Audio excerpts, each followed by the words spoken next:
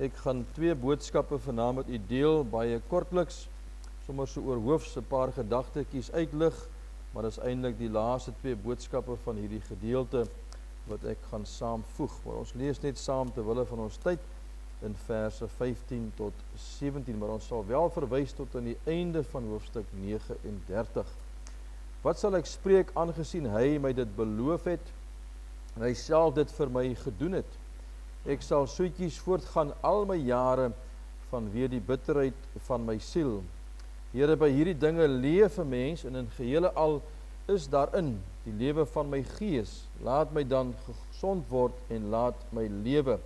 En kyk, tot heil het die bitter lyde my geword, maar u het my siel lief gehad en getrek uit die kuil van vernietiging, want u het al my sondes agter u rug gewerp. Kom ons lees net tot daar, kom ons bid saam. Here Jesus, ons wil vir u allermaal sê baie dankie vir die wonderlike voorreg wat ons het om vanaand so saam te kan wees hier rondom u woord waar ons vergader. Dankie dat ons kan weet, Here, dit is u wat deur u gees in ons harte gewerk het om vanaand hier te wees, met 'n behoefte en 'n begeerte en 'n verwagting om te hoor dit wat in u hart is vir ons ook in hierdie aand. Ons wil vir u vra, Here, dat u self deur u gees die woord vir ons sal oopbreek, dit vir ons lewendig sal maak en dat ons so ietsie daarvan sal verstaan vanaand, van dit wat u graag vir elkeen van ons wil sê. U ken tog ons harte en ons behoeftes en ons lewe. U ken ons deur en deur, Here, nog voordat ons gebore is, staan daar geskrywe. Nog 'n ongevormde klomp het u ons reeds geskryf in u boek wat daar in die hemel is. U weet presies wie ons is en wat ons nodig het ook in hierdie oomblik. En daarom kom ons na u toe vanaand in die geloof en vertrou ons u, Here, dat u self deur u gees dat ons dan ook vanaand 'n bemoeienis sal maak. En ons dankie daarvoor in Jesus se naam. Daar's net weer 'n fotootjie op van my ou vroutjie en dan die 2 kleinkinders, maar dis maar dieselfde as wat hier op die boekmerkie is wat so lyk. Ek wil vir u aanmoedig, as u nie enetjie het nie, kry gerus ene, dan kan u weet presies wie ons is en waar ons rondstap. Ons is besig om so 'n bietjie te werk aan die webwerf van Heartcry en ook die enetjie daar van Amerika van Connected Life Ministries. Hy sal seker so in die volgende week of 2 bietjie meer lewendig wees en konstant sal hy verander word, want daar moet amper 150 devotions opgelaai word in Afrikaans en Engels en omtrent 65 boodskappe en so is daar verskeie goed wat moet opkom wat reg oor die wêreld plaasvind tans op die oomblik. So hy is maar 'n werk in proses, maar ten minste kan u met ons kontak hou.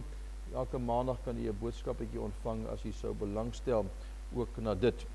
Goed, ek wil met u begin gesels. Ek het Paaskonferensie daarna verwys, terwyl daar van u daar by die Paaskonferensie was. Nou, een van die groot dinge wat 'n groot opgewondenheid in my hart gegee het toe ek in Kaïro was in Egipte 'n klompie jaar gelede. Nou, ek was al verskeie kere daar gewees. Ek het vir die liewe Here gesê toe ek die eerste keer deur Egipte ry, die plek sien my nooit weer nie. Min wetende ek sou nog 8 of 9 keer daar verbygaan in die volgende paar jaar, mense van Suid-Afrika. Maar een van die plekke waarvan ek gelees het is die baie bekende Ashoop Kerk wat 'n mens vind so in die wes-oostelike dele van Kaïro, die stad waar die armstes van die armste mense bly. Jy kan net maar gerus so 'n bietjie gaan Google in die eie tyd as 'n mens gaan kyk hoe dit daar lyk. Hulle leef regtig van die asdromme van dit wat mense weggooi. Hulle kom daar van die platteland af en daar bly die mense. En toe ek die heel eerste keer daar was, het ek geruik die geweldige stank wat daar ruik. Nou, as 'n mens nou jou swart drom vat wat die buitekant is en laat hom 'n bietjie bak in die son en jy maak die deksel oop, en dis die reuk wat jy sal ruik wat daar hang in 'n hele woongebied waar 60,000 plus mense in daardie gebied. En ek het sommer net daar gaan staan en my mond opgemaak en diep asem gehaal en toe sit ek gewoond aan, toe los ek dit sommer ook net so en toe begin ek daar binnekant rondstap. Maar 'n aangrypende belewenis gehad. Die verhaal word vertel van 'n man wat iemand na die Here Jesus toe gelei het daar aan die binnekant.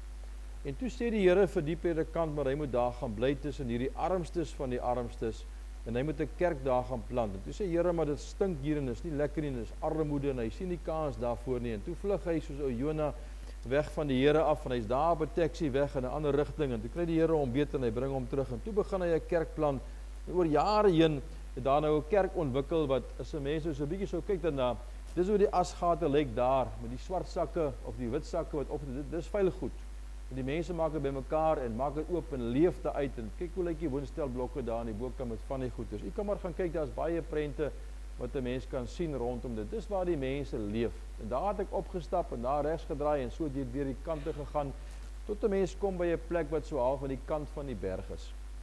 En daar het 'n man 'n kerk begin bou wat 10.000 mense trek op 'n Sondagmôre. In die middel van daai gutters, die Assokkerk, die armstes van die armstes. Daar's 'n ou wat voltyds daar bly, wat net pragtige beelde uitkap daar teen die mure. En ek het daar 'n foto geneem van die Here Jesus wat so staan aan die berg. En ek het dit gemaak, die voorblad van my boekie wat gaan oor die rusgewer 'n paar jaar gelede. Maar daai plekkie trek 10.000 mense wat daar by mekaar kom elke Sondagmôre. En dan as 'n mens nou so aan, daar's een van die beelde daarbo wat mens daar kan sien. Maar dan kan 'n mens kyk, nou die saal is een van 8 sale wat daar is. Nou die plek vat 2000 mense. Dis die gebedssaal, dis waar die mense kom bid. Alles is in die grot uitgekap daar in die berg, in die naam van die Mekatan gebergtes. En dis wat ek graag wou sien, dat die Here daar in 'n moslemland 'n kerk geplant het waar soveel mense bymekaar kom oor naweekie heen en waar die boodskap besig is om te groei.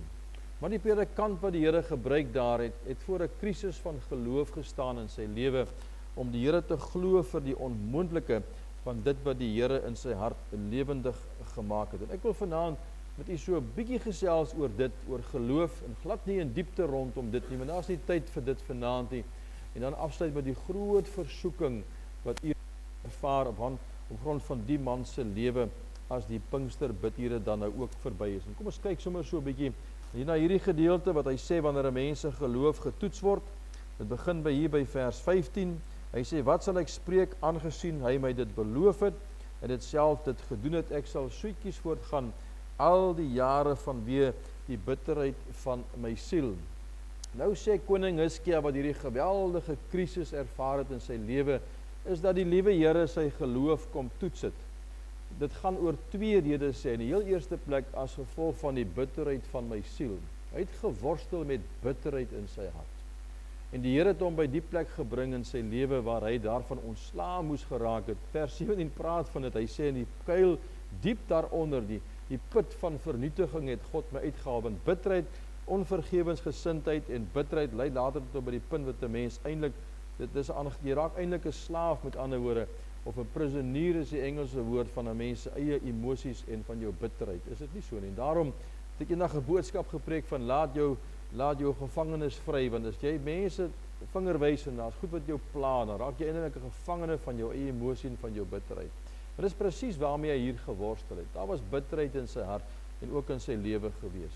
En ek wil vanaand vir u sê, ek kom redelik in baie gemeentes in Suid-Afrika, ook in die wêreld, val daar in die buiteland, het ons Afrikaans sprekende mense wat in Australië is, in Nieu-Seeland en ook in Amerika. Daar in Atlanta is 25.000 Afrikaners bly in die stad van Atlanta alleen in Amerika. Ek praat nou nie van die refugees wat oor is op grond van Trump se uitnodiging nie, maar daar's bitter baie van ons mense reg oor die wêreld. En sommige van hulle worstel geweldig met goed wat in die verlede hier gebeur het en dalk nog steeds gebeur. Bitterheid in die hart, onvergewensgesindheid, en dis presies hier. Hy sê die Here het sy geloof kom toets met die siekte as gevolg van dit wat in sy hart aan die gang was. Toe sê in die tweede plek, hy sê dat die Here het hom geleer om versigtig om te gaan met die Here, want alles het gegaan rondom God se heil vir hom. Die Here het met hom gewerk ter wille van die goedheid van sy siel en dat hy kan leer om soetjies of versigtig om te gaan met die Here elke dag van sy lewe en 'n skoongemaak van die bitterheid van sy siel. Wat beteken die woord om versigtig om te gaan in nederigheid met die Here? Dit is 'n Hebreëse woord wat 'n mens vind in die Ou Testament. Dis die woord kavana, wat verwys jy met jou hart begin rig op die een voor wie se aangesig jy staan. Nou, as 'n mens vandag daar by 'n Joodse sinagoge draai maak in Israel, dan sal 'n mens sien daar is 'n sinagogetjie, as jy instap, dan's daar so 'n klein arkie van die verbond daar teen die muur. En as 'n mens daai ark gaan voor hom staan, jy maak hom oop om jy haal die Bybel uit of die Torah nie te naag van daai tyd wat jy lees, dan staan daar geskrywe die kavana aan die onderkant. Dit beteken die predikant of die rabbi of die priester of die pastoor met sy hart begin rig op die een voor wie se aangesig hy staan. Dis wat die woord beteken. En dan moet jy versigtig omgaan. Nou goed, dan doen hy baie keer dinge, hy druk jou vinger so in 'n potjie heuning en dan suig almal hulle daar in die gemeente vat so 'n bietjie van die heuning en proe dan sê hulle maar die woord van God 'n soeter as heuning staan daar geskrywe in die psalmes. Dan lig hy die Bybel so op, hy sê dis dieselfde boek wat God vir Moses gegee het in die Ou Testament. Maar hy doen dit alles met die woord Kavana voor hom. Jy met jou hart begin rig op die een voor wie se aangesig jy staan. Ek het daarna verwys Sondag aan met die gedagte van God wil dat ons goed eindig, want daar is in baie mense se lewe goeters wat nie klaar is nie. Wat soos wat koning Hizkia gebid het om te sê, maar die Here het hom gebring om met 'n goeie gewete voor die aangesig van God te leef en te wandel. Is dit nie waar nie?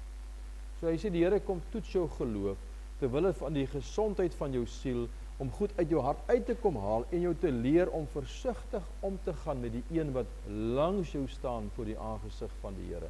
Dis eintlik wat hy vir die Here kom sê in hierdie oorlog. En omdat hy is nog besig om te skrywe, hy maak nog sy wurm stil van gisteraand se boodskap en hy kyk terug en sê wat het hy geleer in die hele proses.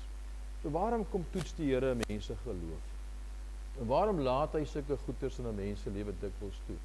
Is om dinge wat nie reg is nie te kom uithaal uit 'n mens se lewe uit. Nou Tyler het altyd gesê, Hudson Tyler, dat die Here kom toets mense geloof om vir jou te kom wys of jy God se werk op God se manier doen, en of jy besig is om te doen wat die Here vir jou gesê het, en of jy, veral as 'n mens nie finansies het as 'n mens bid oor 'n spesifieke saak nie, is jy besig om God se werk op God se manier te doen? Is dit 'n geloofstoets, dat die Here jou geloof kom toets om hom te vertrou vir meer, of is daar 'n sonde in jou lewe? Nou sê die man, dis as gevolg van bitterheid in my hart, en weens die goedheid van God vir die heil van my siel, en om my te leer om versigtig om te gaan met die God wat langs my staan. Nou ek wonder vanaand, wat sal nie gebeur in ons mooi land Suid-Afrika, as die kerkmense, dis nou ons, en enige denominasie, van AGS en PPK en NG en EG en Baptist en noem dit wat jy wil, almal in Suid-Afrika, kinders van die Here begin leef met 'n ingesteldheid dat die Here Jesus langs jou staan, elke sekonde van die dag. Ek weet, daar's 'n man, sy naam is Oscar Ehrenberger. Ons het 1 jaar het ons begin met 'n huwelikskamp daar bo in die Waterberge, by Witwater se Safari Lodge, en ons het 17 daarvan aangebied, oor die jare heen, vir 20 koppels oor 'n naweek. Dan sing hy so 'n paar liedjies en hy gee so 'n paar lesings. Het ons 1 jaar geskuif na Brandfort in die Vrystaat, was daar ook 'n wilsplaas gewees, en toe het die Here 'n tema op my hart. Die tema se naam is Immanuel, God met hom, vir die naweek. En hy gee toe drie boodskapies oor die naweek vir die paartjies wat daar is, en hy sing 'n paar liedjies, en ons het 'n wildtrip wat ons ry. Maar toe begin ek by Matteus hoofstuk 1, dat die Bybel sê vir ons dat as die Here Jesus kom, sy naam moet genoem word Immanuel, wat beteken God met ons. Dit beteken 'n verhoogde belewenis van God se teenwoordigheid in jou lewe. Maar toe maak ek dit van toepassing op die huwelik. En ek vra die vraag, ek sê, besef jy, dat as jy tot geloof kom in die Here Jesus, en Jesus kom woon in jou hart, dan is hy mos binnekant jou en staan langs jou deur sy gees, is dit nie waar nie? En almal sal ja stem, en sê dit is reg so. En dan sê ek, maar nou het my ou vroukie Dorothea ook die Here Jesus aangeneem as haar persoonlike verlosser en saligmaker. So hy het ook in haar hart kom woon en langs haar kom staan. So as ek na my vrou kyk, na wie kyk ek nou eintlik? Dit is nie aangrypende gedagte nie. En daarom moet 'n mens so versigtig wees hoe jy met jou vrou of jou man omgaan, as hy of sy getuig daarvan dat hy 'n kind van die Here is, van Christus in sy volheid is in daai persoon se lewe. En alles wat jy doen, vind voor die aangesig van die Here plaas. Jy sien, 'n mens moet die punt mooi bestudeer. Dikwels laat die Here dinge in 'n mens se lewe toe, want hy is besig om met jou te werk, jou te vorm, jou te verander, om jou te leer om te gaan met hom en te wandel met die wete God staan langs jou, of as jy getroud is, voor jou. As jou kinders die Here Jesus ontvang het as verlosser, en daai kind wat dalk so balhorig is of nog jonk is, Christus is in sy volheid in daai kind se lewe. Wat sal nie gebeur as Suid-Afrika se Christene begin leef met 'n bewustheid van Christus in jou, langs jou en voor jou nie? Wat ons vanaand oor gesing het. En dan moet 'n mens die vraag begin vra, as die Here besig is om te werk in ons lewe, net soos in nou koning Hizkia se lewe. Dan sê hy, maar die Here kom versterke mense geloof, as hy mos nou bid, hy het mos nou geroep tot die Here, daar in vers 1, na die nuus gekry het, in vers 3 kan jy maar gaan lees in die eie tyd, dan staan daar geskrywe, toe die woord van die Here tot hom gekom en gesê, maar gaan sê vir hom. En dan kan jy met die ander teksgedeelte gaan lees.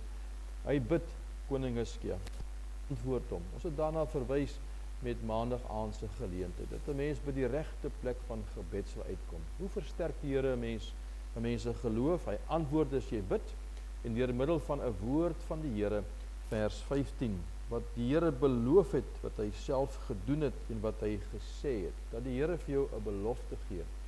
Nou daar is 7847 beloftes. Nou party kommentaar skrywe sê daar selfs 8 of 9000 spesifieke beloftes van die Here in die Bybel, wat 'n mens kan lees. Daar's een vir elke dag vir die volgende 30 jaar wat 'n mens kan gaan lees.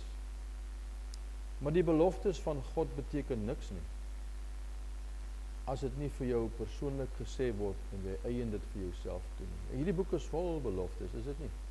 Tot jy hom lees en daai teksvers staan so uit, en die Here praat met jou, en terwyl jy hom lees, is sommer sulke swart letters wat hier staan, jy weet, dis die Here wat nou met jou praat, en dan daai belofte word jou persoonlik toegeëien. Dis presies hier wat koning Hizkia gedoen het. Hy het dit sy eie gemaak.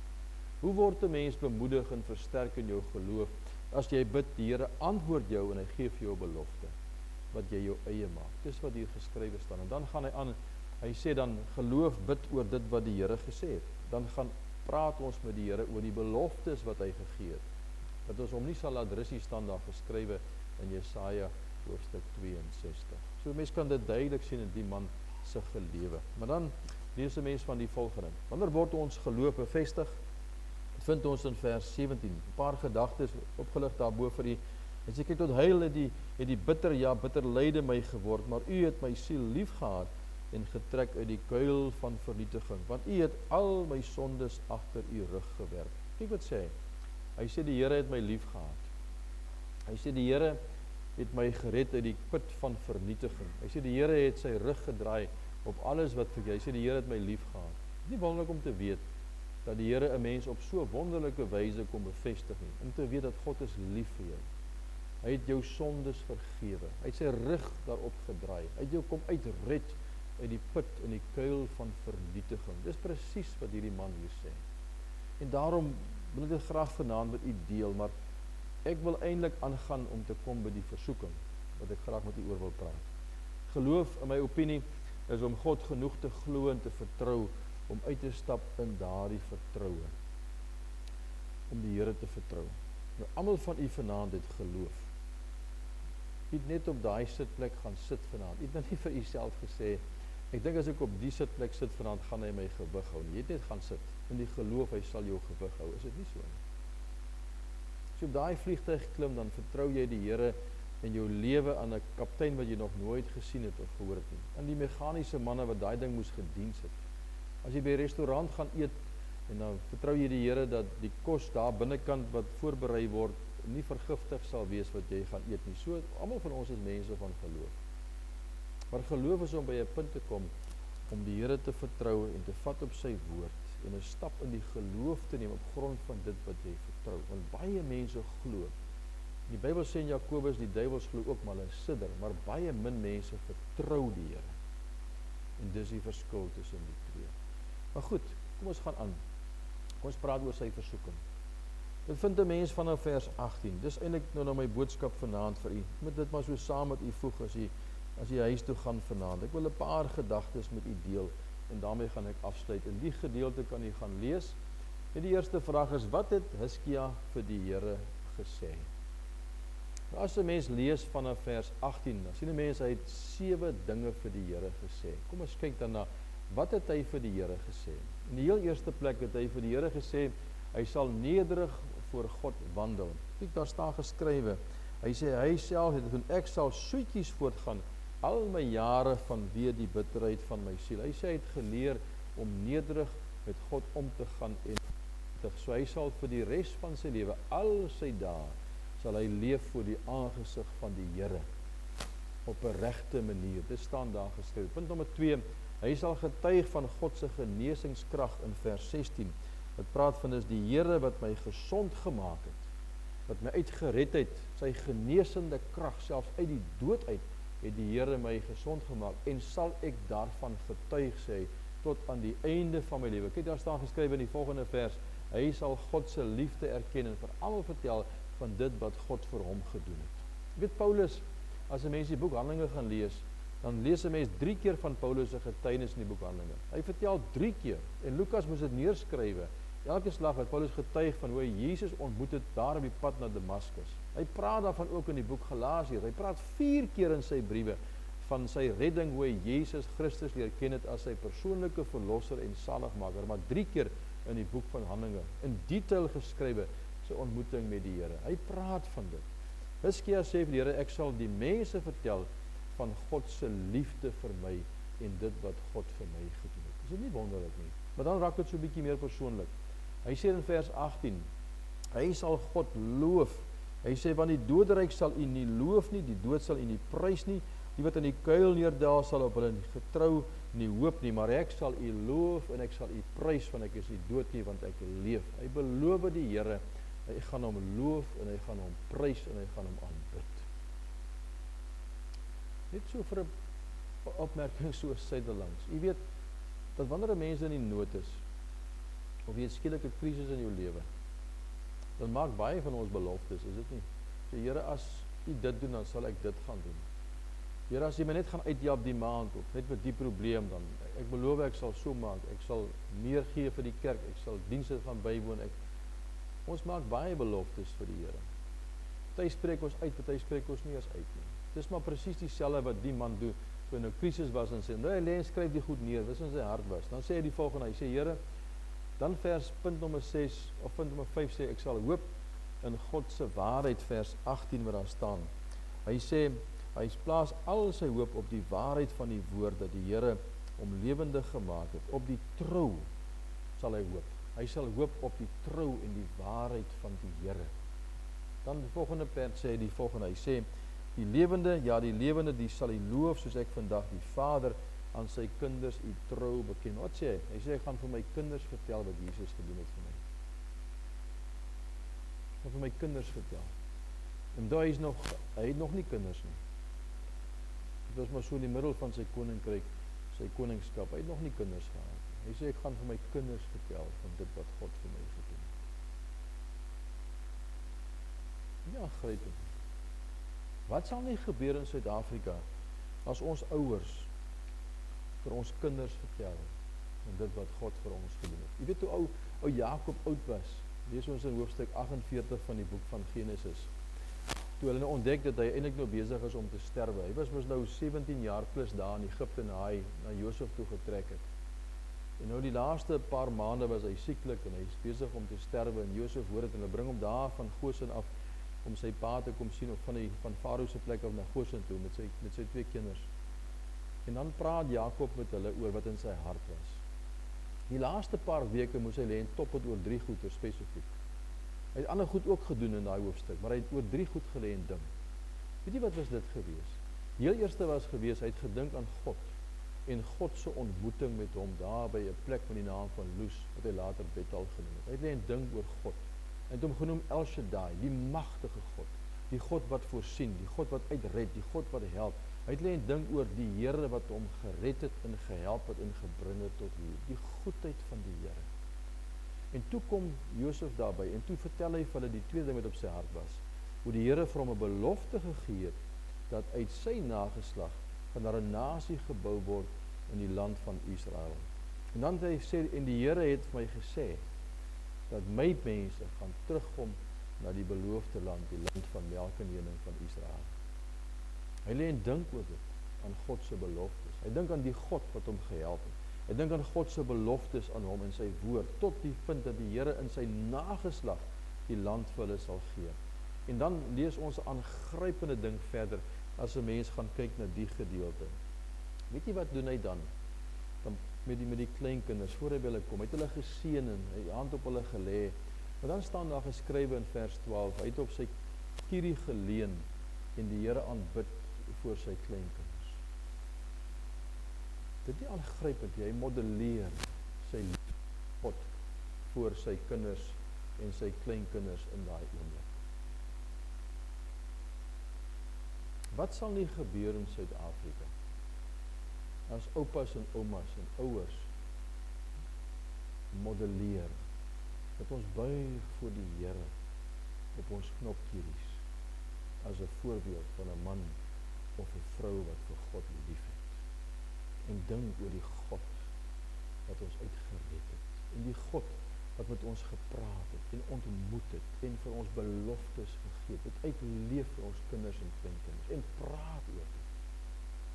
Maar hulle weet soveel van remote controls en van verskeie goed op die rekenaars en die televisies en dan die vloektaal wat daarmee saamgaan. Kyk wat sê die man. Hy sê ek sal dit vertel vir my kinders. Daar, in vers 19. En dan sê hy in vers 20, punt nommer 7. Hy sê dan, die Here staan gereed om my te verlos. En daarom sal ons by die huis van die Here al die dae wees. Ons sal die Here aanbid in sy tempel. Ons sal nie 'n Sondag versaak nie. Ons sal by God se plek wees. Jy weet toe die herlewing uitgebreek het in 1904 in Wallis, was een van die redes dit juis in Evan Roberts se hart, een van die manne wat God gebruik het, wat die Here hom gebruik het, saam met daai jong meisietjie. Maar hy het gesê dat eendag 'n man gepreek daar by die gemeente sê, maar jy moet nie tog nie 'n bid hier by die kerk missie, want net toe daag die Here Jesus op en jy's nie daar nie.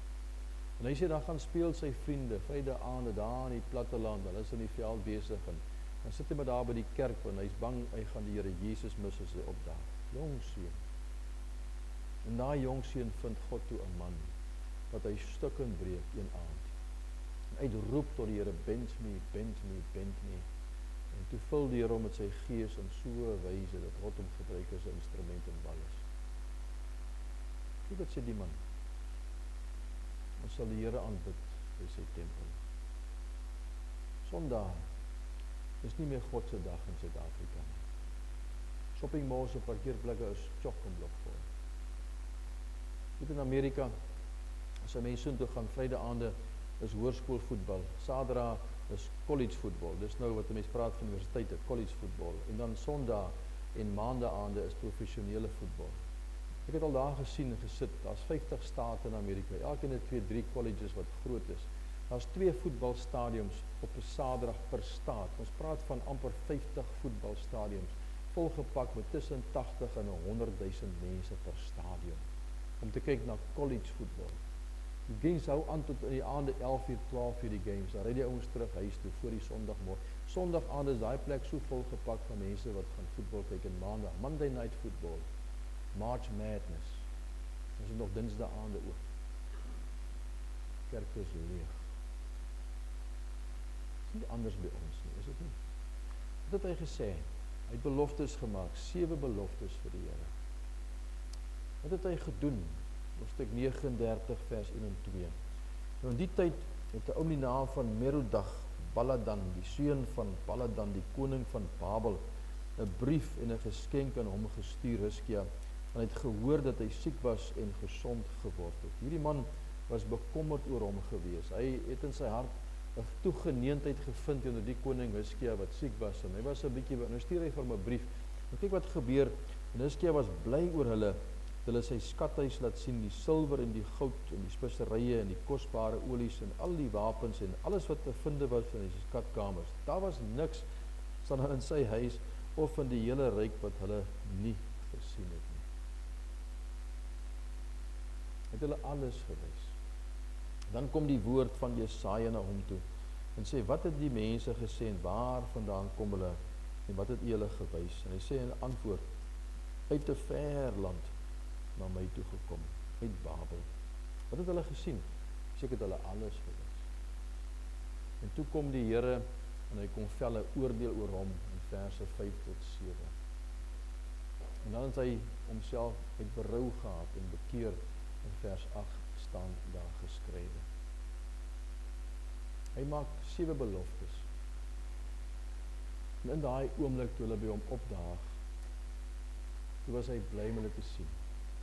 Navraag gedoen toe hy siek was en gesond geword het. Dan lees ons in 2 Kronieke, kan jy maar gaan lees in hoofstuk 32 verse 24 en 25.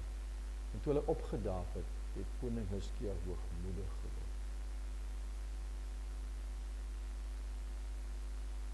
Aangrypende teksvers, is dit nie? Het staan nie hier gesê, het staan in Kronieke. hulle hoogmoedig geword. Hy het beloftes gemaak. Wat het hy gedoen?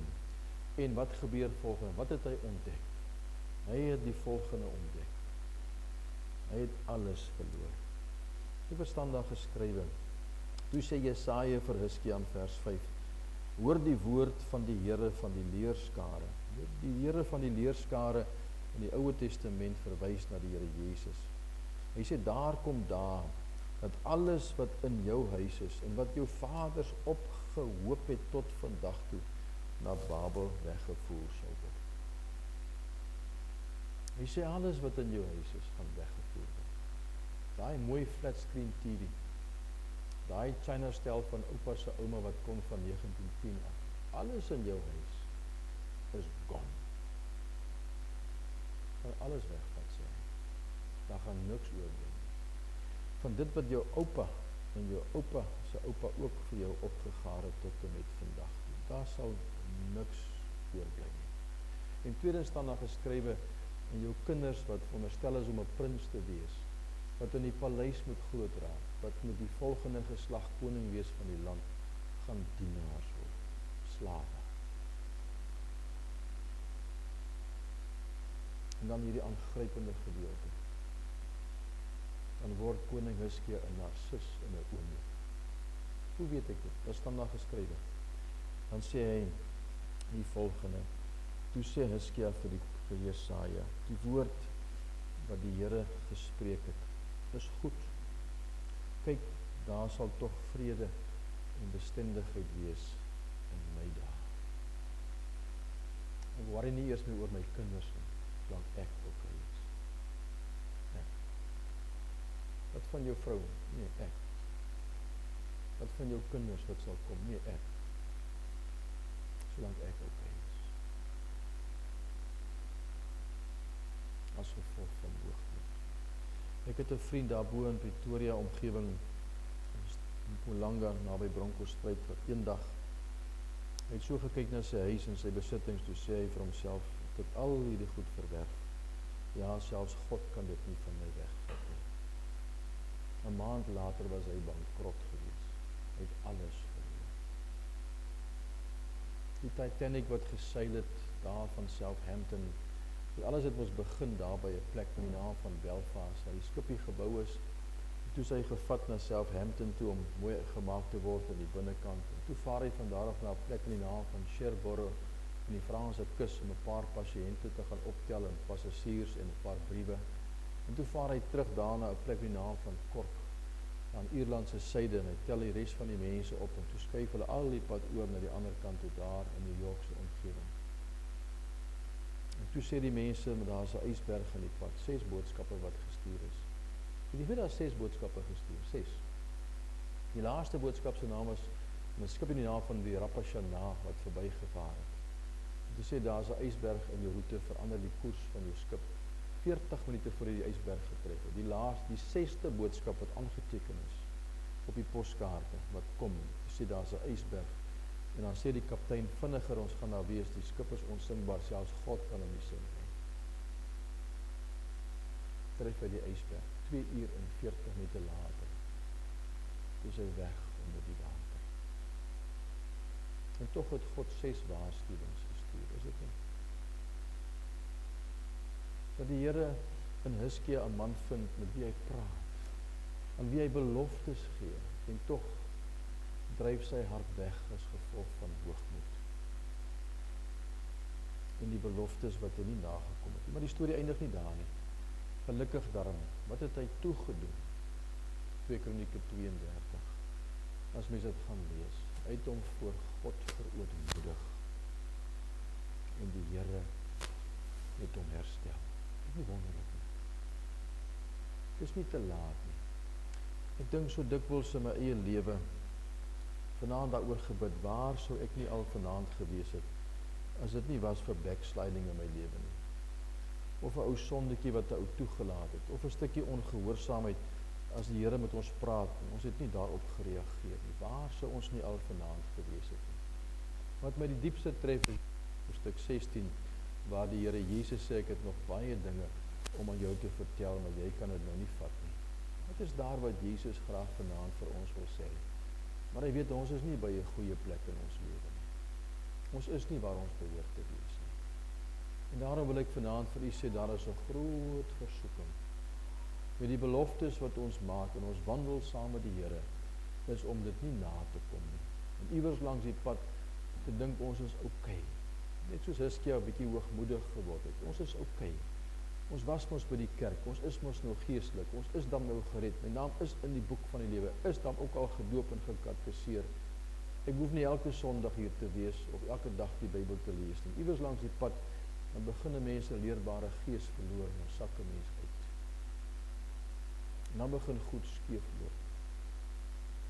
Die Here het vir hom gesê, jy gaan alles verloor. Besef nie vanaand dalk die verhouding met die Here het dalk 'n direkte invloed op wat in die kinders se lewens aan die gang is. Hoe weet ek dit? Dit staan ook mos geskryf, nie in die man se lewe nie, maar ook in die lewe van een van die konings in die tyd van koning Dawid. As 'n mens die geslagregister gaan lees, en jy kom daar by die geslagregister van Jesus, en sy pa se naam was Josef, en ook in Josef was Matan, en ook in Matan was gewees ou Jakob, en so kan ons lees, dan kom jy tot by Jegonja. Jegonja was die laaste koning voor die Babyloniese ballingskap. Hy was toe nog nie getroud nie, hy het nog nie kinders gehad. Hy het dit in die ballingskap gekry. Maar as gevolg van, as jy mens dit gaan lees in Jeremia, en die gedeelte weens die sonde van die volk, het hierdie koning is hy weggevoer in ballingskap. En toe word sy kinders groot, buitekant die paleis. Hulle sou almal prinse wees, hulle is gewone mense. En dan die gewone mense kom af tot by Josef. Josef is eintlik 'n koningskind, hy is die seun van 'n koning. Josef is 'n koning, maar hy is eintlik 'n arm koning, hy het nie 'n paleis nie, hy is 'n prins. Hy kom uit daai geslag uit van koning Dawid, en almal na Jegonja, sy lewens is geraak buitekant die paleis. Want Jegonja het droog gemaak. Koning Hiskia het droog gemaak. Nou sit ons met Manasse in die Bybel. Weet jy dan nie vanaand, dat dikwels jou wandel en my wandel met die Here bepaal dalk heel dikwels die roete van ons kinders. Maar dit is nie te laat. Ons kan die teksvers vat, en daar voor die Here gaan buig, en sê, ekskuus Here, ek is so jammer. Vergewe my, kom herstel vir my, en ook vir my kinders, dat ons ook sal goed eindig, soos koning Hiskia. Kom ons bid saam.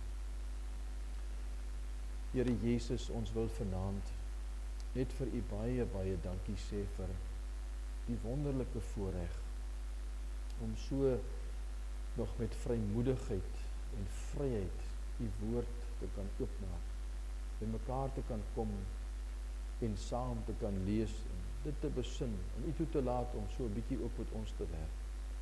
En daarom die groot gevaar, Here, van koning Hiskia se lewe, is die beloftes wat hy gemaak het, die 7 beloftes, van dit wat hy sal doen, van wandel voor die aangesig van die Here, tot om te gaan, om te aanbid in die huis van die Here, en te vertel voor sy kinders wat sou kom van dit wat u vir hom gedoen het. En Here, Jakob het nie goed begin nie. Hy het sy broer en sy geboortereg gesteel, en hy het vir ou Laban ook bedrieg, hy het baie dinge verkeerd gedoen. Maar aan die einde van sy lewe, in hoofstuk 48, daar het hy gebuig oor sy kierie Here, en 'n wonderlike voorbeeld gegee vir Josef en sy kleinkinders, om die Here te aanbid, El Shaddai, die God wat voorsien, wat groot is, en die God wat beloftes gegee het. Here, sou dit nie anders gewees het as ou koning Hiskia daar die manne opdaag van Babylon, hulle vertel het van die God wat hom genees het, en die beloftes wat die God wat hom genees het gegee het, en voor hulle gebuig het as 'n voorbeeld van aanbidding van die God in die hemel, dan sou dit dalk anders te uitgedraai het.